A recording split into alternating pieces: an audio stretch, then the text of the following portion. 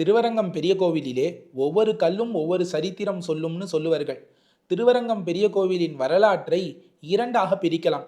அதாவது புராணங்கள் கூறும் வரலாறு, அதற்கு பிறகு கோவிலொழுகு என்கிற நூல் கூறும் வரலாறு என்று இரண்டாக பிரிக்கலாம். ஏன்னா புராணங்களிலே ஸ்ரீரங்க விமானம் சந்திரபுஷ்கரணி என்கிற இடத்திற்கு வரும் வரை, அந்த சந்திரபுஷ்கரணி கரையிலே அனந்த பீட்டத்திலே விபீஷண ஆழ்வான் பிரதிஷ்டை செய்தான் என்கிற வரை பார்த்திருந்தோம்.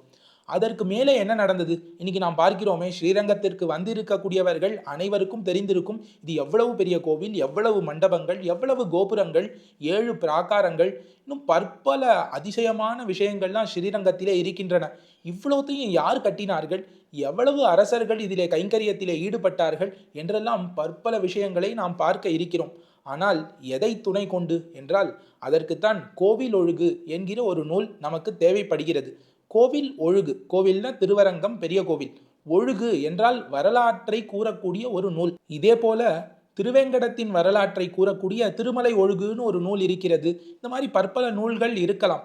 ஆனால் திருவரங்கம் பெரிய கோவிலின் வரலாற்றை கூறக்கூடியது கோவில் ஒழுகு.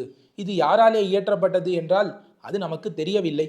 இது கிட்டத்தட்ட தர்மவர்மா கைங்கரியம் தொடங்கி 18ஆம் நூற்றாண்டின் இறுதி வரை இருக்கக்கூடிய கைங்கரியங்கள் எல்லாவற்றையும் இது பேசுகிறது.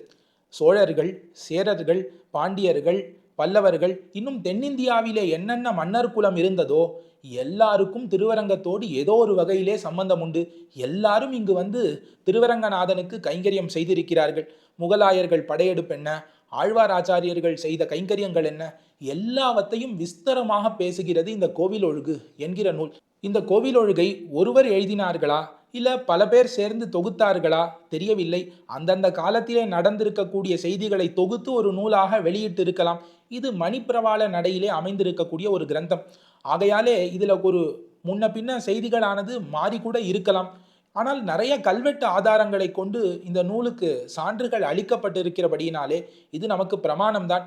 என்ன, பிற்காலத்திலே நடந்ததை முற்காலத்திலே நடந்த மாதிரி கூறக்கூடிய சில செய்திகள் இருந்தாலும் இதை நாம் பிரமாணமாக கொண்டு இனி மேல்வரும் காலங்களிலே இதில் இருக்கக்கூடிய இதிகாசங்களை எல்லாம் அனுபவிக்கலாம்.